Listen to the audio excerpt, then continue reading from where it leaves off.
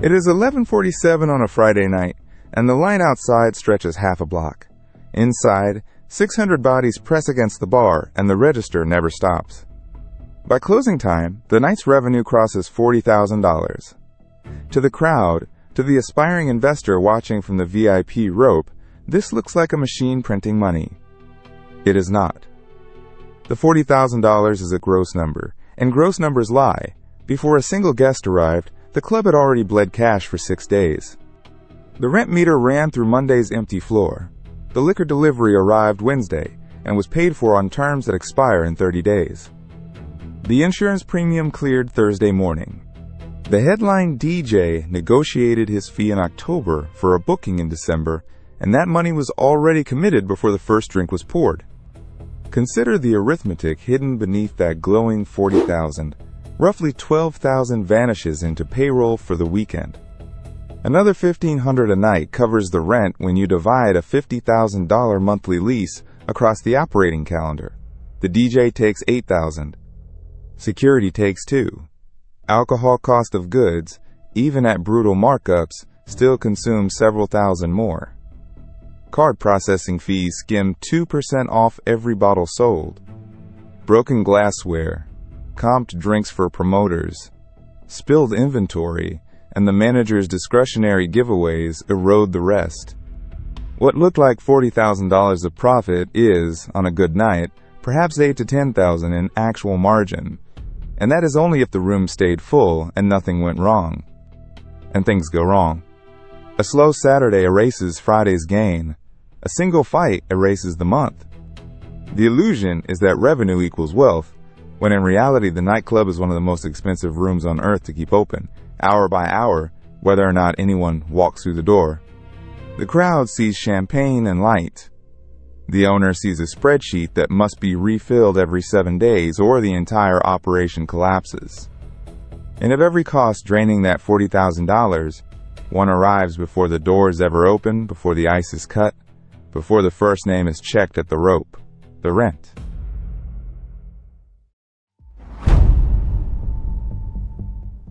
The address is the product. A nightclub is not selling vodka.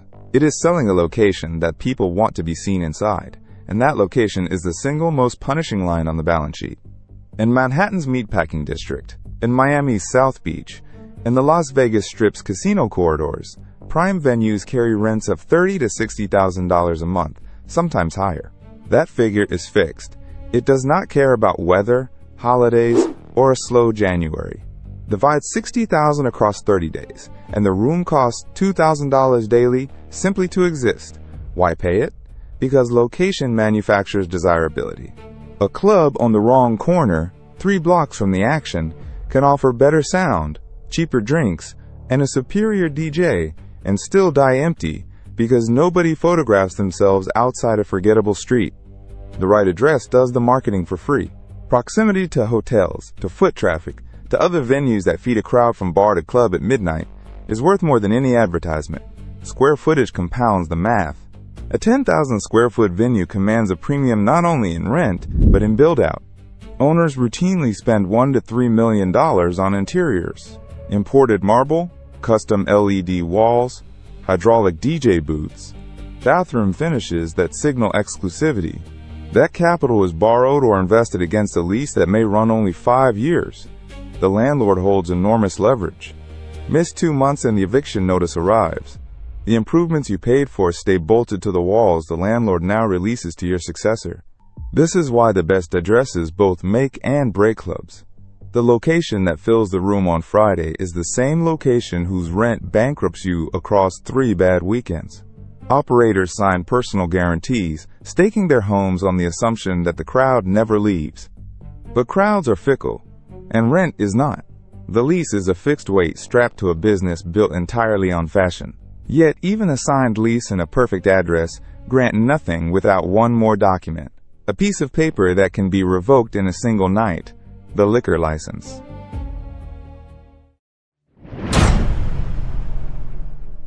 Everything in a nightclub exists to sell alcohol, and alcohol requires permission from the state. That permission is the liquor license, and it is simultaneously the most valuable asset the business holds and the most fragile. In some cities, a license costs a few $1,000s and a background check. In others, where the number of licenses is legally capped, they trade on a secondary market for staggering sums. In parts of New Jersey, a single liquor license has sold for over $1 million. In New York and Los Angeles, the wait and the legal fees to secure one can consume a year and 6 figures before the first bottle is poured. The license does not merely permit sales. It dictates behavior every minute the doors are open. Serve one visibly intoxicated patron, and a state inspector posing as a guest can begin revocation proceedings. Serve one minor with a convincing fake ID, and the fine can reach thousands of dollars per violation, with the license suspended pending review. Exceed your legal occupancy by 50 bodies on a packed Friday, and the fire marshal can padlock the entrance on the spot. Every jurisdiction layers its own tripwires: last call times, distance rules from schools and churches, noise ordinances, and mandatory server training certifications. The operator walks this tightrope nightly, dependent on 22-year-old bartenders to enforce rules that carry the weight of the entire enterprise. One bad decision at 2 a.m. by an overwhelmed server becomes the state's evidence at a licensing hearing, and revocation is not a fine you pay and forget. It is the end. A nightclub without a liquor license has no business model. The $40,000 Friday becomes zero overnight. The license does not belong to the owner in any real sense. The owner belongs to the license, conducting the entire operation to keep the regulators satisfied, knowing the paper can be pulled faster than it was granted. But there is one category of incident that draws regulators, lawyers, and news cameras faster than any underage sale or occupancy breach. One event every operator dreads above all others: violence.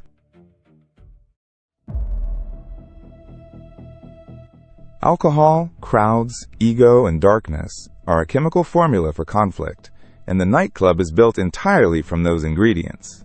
Security is the wall between a profitable venue and a criminal investigation. Yet it is simultaneously the largest liability and the thinnest protection the business owns. A single violent incident can end everything.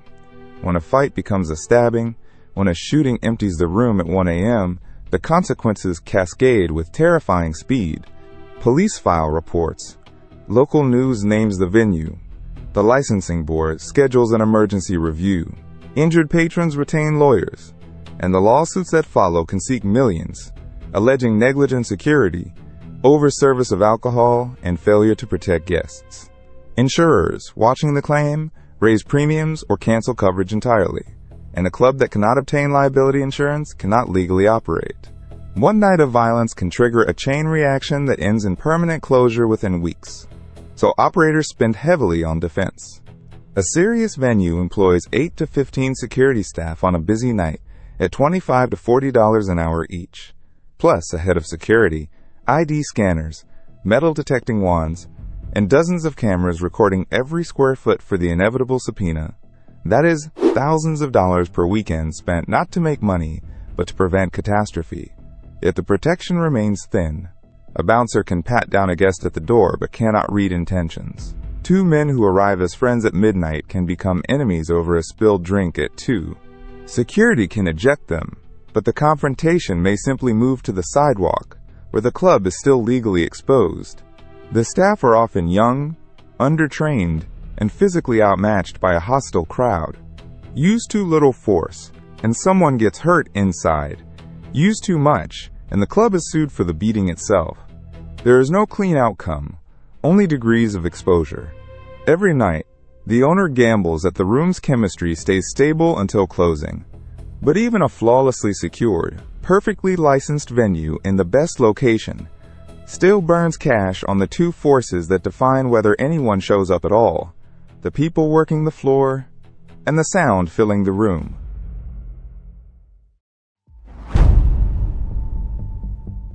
A nightclub is an experience manufactured by people and amplified by machines, and both are expensive. Start with the headline DJ, the name printed across every flyer and Instagram story. A rising resident might command $5,000 a night.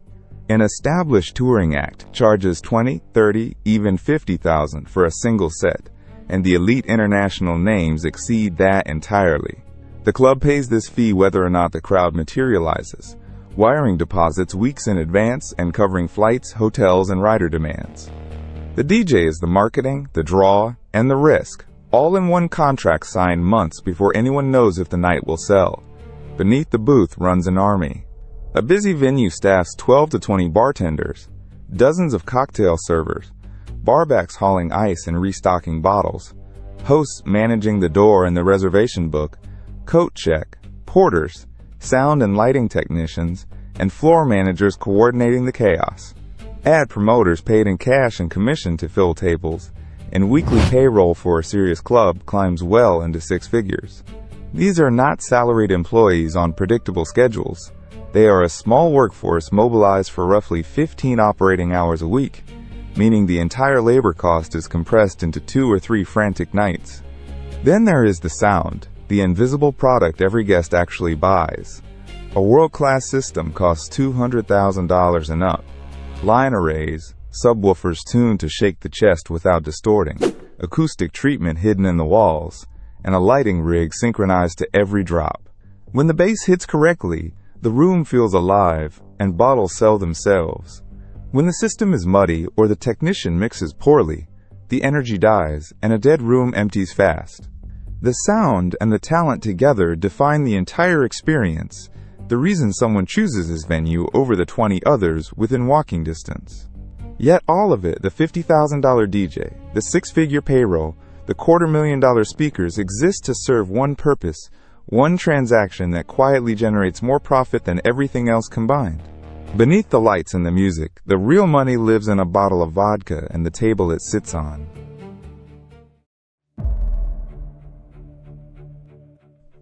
Forget cover charges. Forget the $12 cocktails at the main bar. The real profit engine of any nightclub sits at the roped-off tables along the perimeter, glowing under sparkler-lit bottles carried out to pounding applause. Consider the arithmetic. A bottle of premium vodka costs the club roughly $30 at wholesale. That same bottle, delivered to a private table with mixers, ice, and a server, sells for $600. That is a 20-fold markup on a single glass container. Nowhere else in legitimate retail does such a margin exist. This is why owners obsess over table layout the way casinos obsess over slot machines. A prime club floor might hold 40 tables, and on a strong Saturday, each can generate $2,000, $3,000, even $5,000 in bottle sales. Do the math. 40 tables at $3,000 is $120,000 in a single night, most of it pure margin. Minimum spins and force the pressure. A center table near the DJ booth might carry a $2,000 minimum before a single guest sits down. Guests aren't buying alcohol. They're renting status, visibility, and proximity to the booth. The bottle is a prop. The sparkler is theater. The $400 markup is the actual product. Beyond bottles, events multiply the effect. A promoted appearance by a celebrity or a themed release night can double table demand and let management raise minimums overnight. Corporate buyouts, bachelor parties, and album release functions can generate more in 6 hours than the general admission crowd produces in a week. Drink margins across the standard bar reinforce it. A cocktail costing the house $2 in liquor sells for $14. Beer bought at 90 cents sells for $9. Multiply thin ingredients by thousands of pours, and the register never stops. This is the paradox the glamour conceals. The club isn't selling drinks, music, or space. It's selling perception. Priced at markups no other industry could survive charging. But perception is perishable. The same crowd paying $2,000 minimums tonight can vanish the moment a newer, hotter room opens across town. Because in this business, the deadliest threat isn't cost. It's becoming yesterday's destination. A nightclub is not a restaurant. A great steakhouse can serve the same menu for 40 years and thrive. A nightclub that looks the same for 4 years is already dead. The brutal statistic every operator knows. The average club's peak popularity lasts roughly 2 to 3 years before decline sets in. After that, The crowd migrates, the tables empty, and the sparklers stop selling. Fashion, not food, is the product, and fashion has a shelf life measured in seasons. The migration is merciless. The same 20-something spending $2,000 on a table last summer now considers your venue over because a competitor opened 6 blocks away with a new sound system, a fresh DJ residency, and an Instagram-ready installation. Nothing about your operation changed. The perception did, and perception is the only inventory that matters. To fight decay, owners pour money into constant reinvention. They rebrand every 18 months, gut and redesign interiors costing hundreds of thousands of dollars, and rotate promoters who bring their own followings like touring armies. They chase viral moments, a signature cocktail, a photogenic ceiling, a bottle presentation designed for phones. Marketing budgets swell to tens of thousands monthly just to appear relevant on platforms that reward novelty and punish repetition. Promoters become mercenaries. A single well-connected promoter can fill 40 tables on a Saturday, then take that entire crowd to a rival venue the following month for a better cut. Owners bid against each other for these relationships, knowing loyalty barely exists. Celebrity appearances, paid or comped, buy a weekend of buzz that evaporates by Tuesday. And every reinvention is a gamble. Redesigns can alienate the crowd that made you. New concepts can flop on opening night in front of the exact influencers you invited. The venue that chases every trend looks desperate. The venue that chases none looks stale. There is no safe position, only the treadmill, running faster each year toward an audience that has already decided your history. So the club burns cash to stay new, praying the crowd returns. But even relentless reinvention cannot protect against a one force no marketing budget can outrun. A single catastrophic weekend that erases everything overnight. Beneath every velvet rope and every sparkler-lit table lies a financial structure as fragile as glass. The nightclub that grossed $120,000 on Saturday can lose it all by Monday, and the instruments of that destruction are mundane. An insurance premium, a stolen case of liquor, a rained-out weekend. Liability insurance is the first devouring cost. A club serving alcohol to crowded, intoxicated patrons is an insurer's nightmare, and premiums reflect it, commonly running $50,000 to over $150,000 a year, sometimes far more after a single claim. Liquor liability, assault coverage, property and workers' compensation stack together into a monthly bleed that never pauses, whether the door is open or not. Then there is theft, quiet and constant, inventory shrinkage, bottles walking out, drinks poured unrecorded, cash skimmed, can erase 5 to 10% of revenue invisibly. A single dishonest bartender overpouring and pocketing cash can cost tens of thousands across a season before anyone notices the numbers don't reconcile. Liquor is the easiest thing in the building to steal, and the hardest to track. But the deadliest threat is the calendar itself. The nightclub business is front-loaded into roughly 100 hours a week, Thursday through Saturday nights, and everything depends on those hours succeeding. One failed weekend can be catastrophic. A snowstorm, a holiday collision, a competing event, or a viral bad review can gut attendance. A slow Saturday doesn't just underperform, it fails to cover the fixed costs that accrued all month. $40,000 rent, 6-figure payroll, insurance, licensing. Those bills don't shrink because the crowd stayed home. Miss 2 weekends and a month's profit vanishes. Miss a month and reserves evaporate. The margins that looked enormous at the table, 20 times cost on a bottle, provide no cushion because the fixed overhead is equally enormous and utterly relentless. This is the fragility the glamour is engineered to hide. Every packed Friday is one incident, one storm, one theft, one lawsuit away from collapse. The revenue is spectacular. The stability is non-existent. And when you finally combine every cost, every risk, every countdown clock, the verdict becomes undeniable.